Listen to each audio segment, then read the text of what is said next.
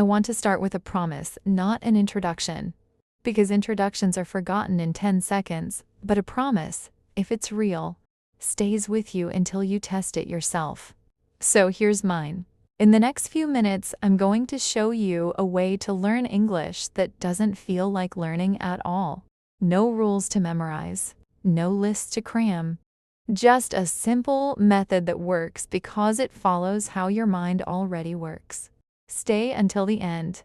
Actually try it, and I promise you'll notice a difference the very same day. Not next month, today. Let's talk honestly for a second. You've probably watched dozens of English videos already. Some taught grammar, some taught vocabulary, some promised fluency in 30 days. And yet, here you are, still searching, still hoping the next video will be the one that finally makes it click. I understand that feeling completely because the problem was never you. The problem was the method. Most lessons teach English like it's a subject you memorize for a test. But English isn't a subject, it's a rhythm.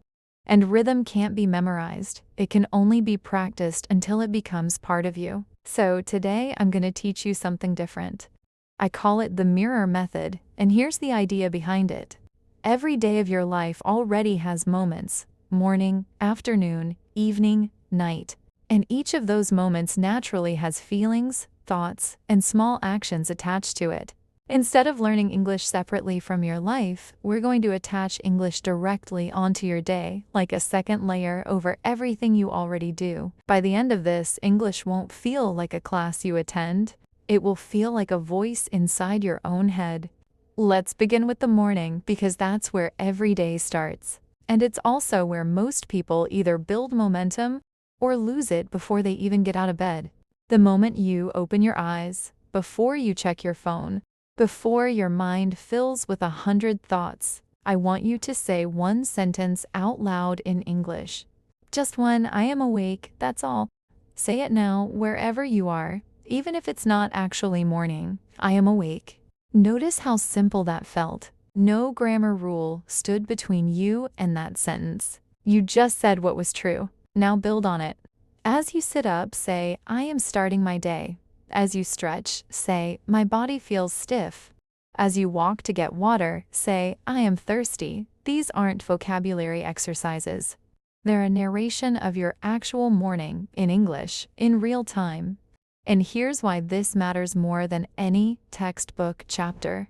When you narrate your life in English, your brain stops treating English as a foreign system sitting outside of you, and starts treating it as a second voice that simply describes what's already happening. That shift from outside to inside is the entire secret to fluency. Let's move to midday because this is where most learners quietly give up. The morning motivation fades, the day gets busy, and English gets pushed aside for later. I want you to break that pattern today. At some point in your afternoon, whether you're working, studying, cooking, or resting, I want you to pause for exactly 1 minute and describe your surroundings out loud in English. Look around right now and try it. This is my table. This is my phone. The light is bright. I feel focused. It doesn't matter if the sentences are simple. In fact, simple is exactly what you want. Complicated sentences impress no one, but they exhaust your motivation. Simple sentences, repeated daily, build something far more valuable. They build automatic speech. And automatic speech is the real definition of fluency. Not knowing complicated words, but not having to think before ordinary ones come out. Here's something worth remembering about this part of the day. Midday is when your energy naturally dips, and that's precisely why a short English pause works so well here. It doesn't ask much of you. 1 minute, a few sentences about the room you're already sitting in. But that tiny, consistent action, done daily, does something a 2-hour weekend study session never will. It builds a habit strong enough to survive your busiest days. Now let's move to the evening, my favorite part of this method, because this is where emotion enters the picture. And emotion is what makes language unforgettable. In the evening, when your day is winding down, I want you to reflect out loud in English on how your day actually felt. Not what happened, how it felt. This is an important difference. Today was long. I felt tired in the afternoon. I am proud that I tried this. I feel calm, right? Now, these sentences do something remarkable. They force you to reach for feeling words. And feeling words are the ones that stay in memory the longest because your brain doesn't file emotion the same way it files fact. Fact fade. Feelings stay. Let me give you a short example. Not a name, not a claim, just a common pattern I've seen again and again. Picture someone who spent years understanding English perfectly while reading but froze the second they had to speak it. They knew grammar rules better than most textbooks. And yet, in real conversation, nothing came out. What finally changed things for them wasn't more grammar. It was exactly this: narrating small, ordinary, emotional moments in English every single day, until speaking stopped feeling like a performance and started feeling like simply talking. That's the pattern I see over and over with people who finally break through. And it's exactly what this method is built around. Now let's talk about night, the final layer of the mirror method, and honestly, the most underrated part of any language routine. Right before sleep, I want you to say 3 sentences about tomorrow. In English, using the future in the simplest way possible. Tomorrow, I will try again. Tomorrow, I will speak a little more. Tomorrow, I will be a little better. Say these slowly. Don't rush them. There's a reason this works so well right before sleep. Whatever your mind reviews last, right before it shuts down for the night, tends to get replayed and reinforced while you sleep. That's not a trick, that's simply how memory consolidation works. So, the version of you that falls asleep repeating confident English sentences is quietly training a slightly more confident version of you to wake up the next morning. So, to summarize the rhythm we just built together: morning, narrate what's true right now. Midday, describe what's around you for 1 focused minute. Evening, reflect on how the day felt using emotion words. Night, speak 3 simple sentences about tomorrow. 4 small moments, maybe 5 total minutes across your entire day. That's the whole method. No app, no course, no expensive program. Just your own life, spoken out loud in English, 1 ordinary moment at a time. I know what some of you are thinking right now.